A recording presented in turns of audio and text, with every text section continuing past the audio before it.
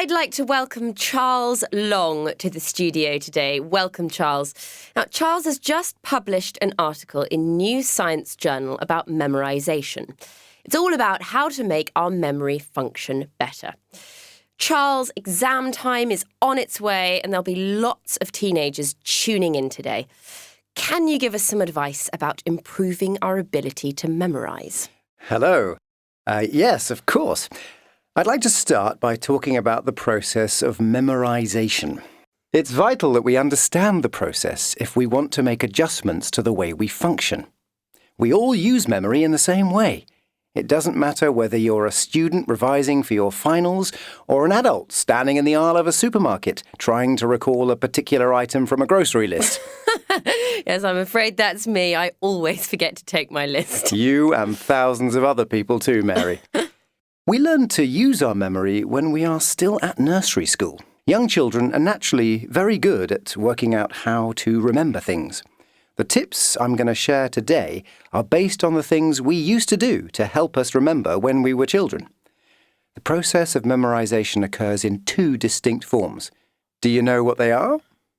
Are they long-term memory and short-term memory? That's right. But these aren't completely separate concepts. We use a combination of both types of memory when we want to formulate our thoughts and recall information, whether we're trying to remember something from a decade ago or just an hour earlier. So what tips have you got for improving the quality of our memory? Right. Well, let's start with association. Association? Yes.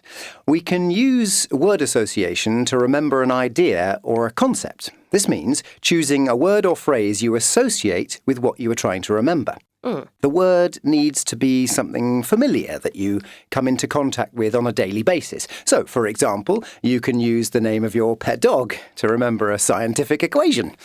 Try it. Read the equation a few times and then say your dog's name again and again.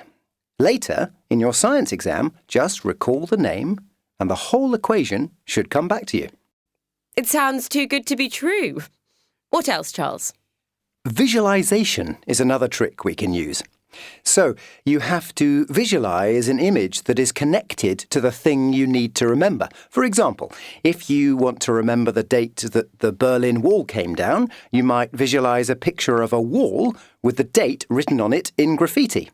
The image of the wall becomes an important part of what you will remember.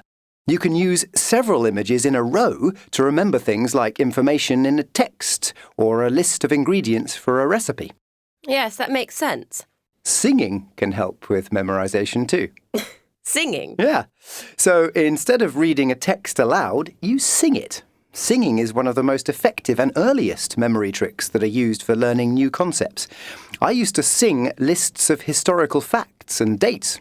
It works.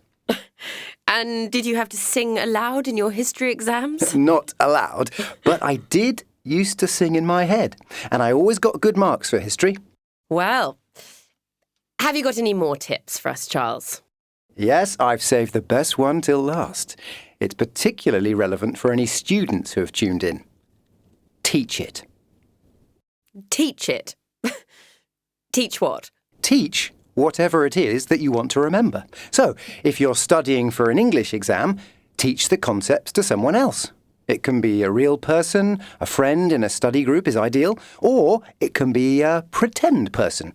You can just imagine someone is listening to you as you teach. Better still, record yourself teaching and then play back the video to revise the material further. That sounds like a great tip. Or trick. Yes, it really works because in order to teach something, you need to understand it. Teaching reinforces the understanding, and although these sound like tricks, they aren't really. No? No, they are just simple ways that we can train our brains to be more effective. By getting into the habit of using word association, visualization, singing and teaching, our brains develop and work better for us.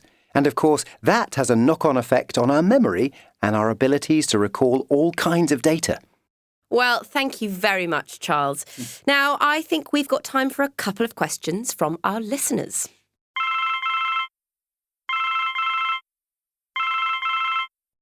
This recording was brought to you by the British Council.